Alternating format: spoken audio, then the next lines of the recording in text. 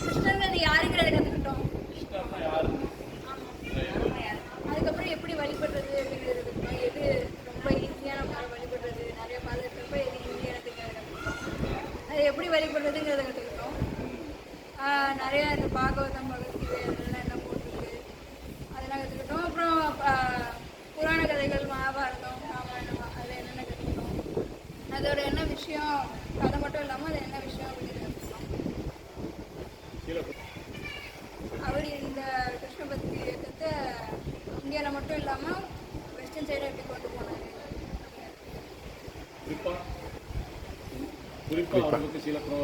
பிரபுபாதாவை பற்றி இன்னும் ஸ்பெசிஃபிக்காக சொல்கிற மாதிரி இருந்தால் என்ன சொல்லலாம்? கோயில் நிறைய இடத்துல கட்டினேன். நான் சொல்கிறேன் பாப்பா. அப்படின்னாக்கா international society for Krishna consciousness அப்படின்னா அகில உலக எல்லாத்துக்குமே சேர்த்து எப்படி இருக்கணுங்கிற கிருஷ்ண உணர்வுகளை வளர்க்கணும். எல்லாருமே மனித ஜென்மம் எடுத்தவங்க எல்லாருமே என்ன கான்சியஸில் இருக்கணும் அப்படிங்கிற விஷயத்த சொன்னது பிரபுபாதா தான். அதனால தான் அவர் international society for God consciousness வைக்கணும்னு சொன்னாலும் காடுன்னு கிடையாது, கிருஷ்ணா கான்சியஸ், கிருஷ்ணா மட்டும்தான் முழு கடவுள் அப்படிங்கிறத உறுதியாக சொன்னார். ஏன்னாக்கா எல்லா சாஸ்திரங்களையும் இறுதியில் சொல்லப்பட்டிருக்க விஷயம் முழு கடவுள் யாருங்கிறது கிருஷ்ணர் தான் அப்படிங்கிறத அவங்க தெளிவிச்சு அதனால சொல்லியிருக்காங்க. ஒவ்வொருத்தரும் ஒவ்வொரு கடவுள் தான் முழு கடவுள் நம்பிட்டு இருக்கும்போது வேத அண்டங்களில் என்ன சொல்லியிருக்காங்க அப்படிங்கிறத பார்த்து ஆராய்ச்சி எல்லாரும் சொல்லியிருக்காங்க. முழுமுதற் கடவுள்ங்கிறது கிருஷ்ணர் தான் முழுமுதற் கடவுள், அவர் மட்டும்தான் அனுபவிப்பாளராக இருக்காரு. பாக்கி எல்லாருமே ஒவ்வொருத்தரும் ஒரு டியூட்டி வச்சு செஞ்சுட்டு இருக்காங்க. எல்லாத்துலேயுமே காமிக்கிறது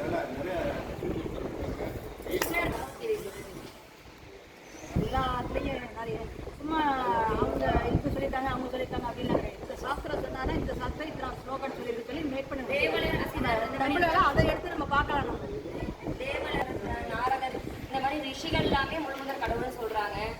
சிவன் சிவனும் ஒரு இடத்துல சொல்றாங்க அப்படின்ற மாதிரி ஆராதனாம் விஷ்ணு ஆராதனம் அப்படின்னு சொல்லிட்டு சிவனுமே சொல்றாரு. எல்லா வழிபாடுகளையும் சிறந்தது விஷ்ணுவை வழிபடுறது தான் சிறந்ததுன்னு சிவனே சொல்றாரு.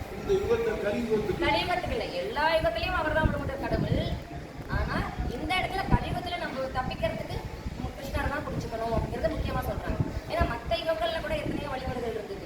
ஆனா இந்த கலியுகத்துக்கு ஒரு ஸ்பெஷல் ஆஃபரா கிருஷ்ணரை கும்பிடுறது எளிமையாகவும் இருக்குது, அந்த ஹரே கிருஷ்ண மகாமந்திரமும் எளிமையா இருக்குன்றத கொடுத்துருக்காங்க. அதே சாஸ்திரம் தான் சொல்லுது, சிவனும் வானுக்கும் பூமிக்குமா நின்னப்ப திருமால் தேடிட்டு போனாரு, பிரம்மா தேடிட்டு போனாரு, அடிப்படை தேடினாங்களாம். அப்படின்னா அவர் தானே பெரியவர். அவர் எளிமையானது. யாரும் எளிமையானவர்? கிருஷ்ணர் நாராயண ரூபத்துல இருக்காரு இல்லையா, ரொம்ப எளிமையானவர். அவருக்கு கிருஷ்ணர் சுப்ரீம் காட். ஆனா நமக்கு மணிமுடி தேடிட்டு போனது நாராயணர் அவருக்கு முறைதான் வராங்க. கிருஷ்ணர் தான் நாராயணர். ஆமா ஆமா.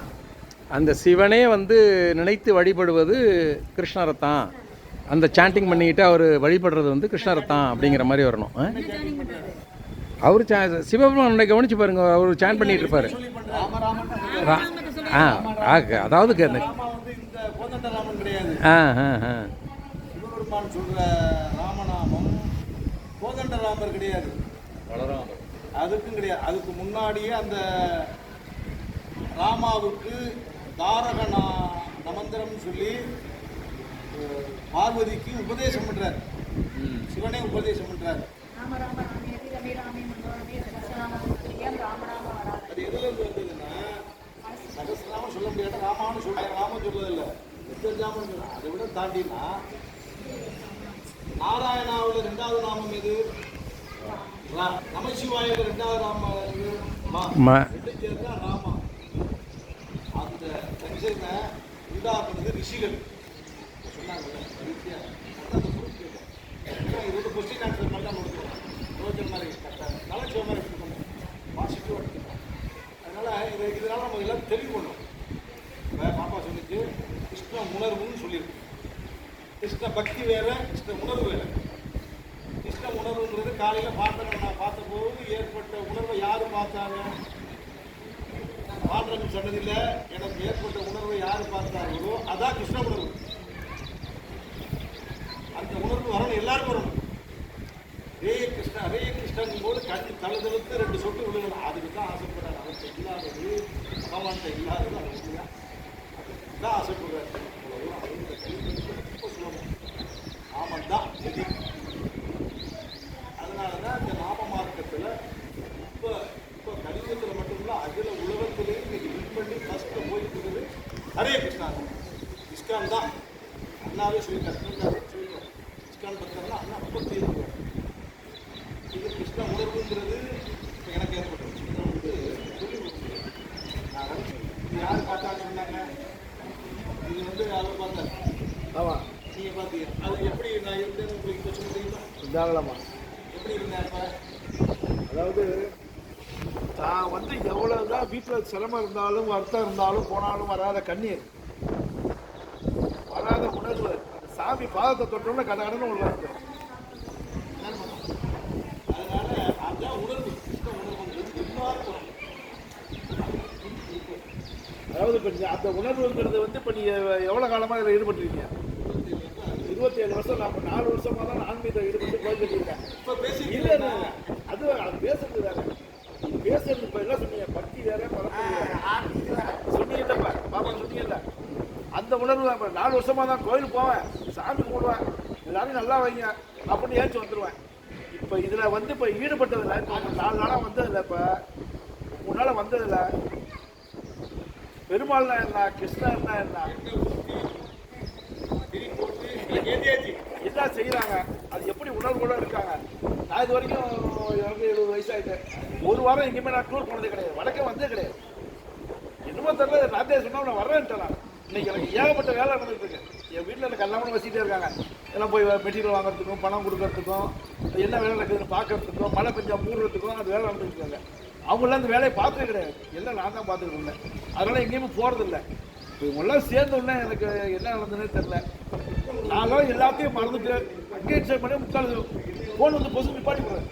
14 நடந்துருக்கு. அப்புறம் அதுக்கு பேசுகிறேன். உங்களுடைய ஒத்துழைப்புனால தான் எனக்கு கிடைச்சது. மாற்றங்க ஆசைப்பட்டிருக்காரு. அது புவனேஸ்வர் சார் சொன்னார்.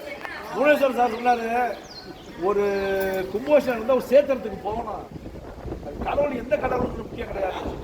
புவனேஸ்வரன் அது போய் ஒரு சேத்திரத்துக்கு போகணும். இந்த சேத்திரத்துக்கு போகிறதுக்கு உங்களுக்கு நல்ல சான்ஸ் கிடைச்சிட்டு போயிட்டு வாங்க. அக்கா, அப்போ வந்து ராமன் வந்து ஏன் வந்து ராமேஸ்வரத்தில் வந்து சிவனை வழிபடுறாரு? தான் செய்த பாபத்துக்கு வந்து, அதாவது ராவணனை கொன்னது பிரம்மஹத்தி தோஷத்துக்காக. ஆமாம், அது வந்து அப்போ அப்படி பார்த்தா ராமனே வந்து சிவனை தான் வணங்குறாருங்கிற மாதிரி தானே வருது. அவர் வந்து யாரு மனுஷனால வந்திருக்காரு. ஆமா,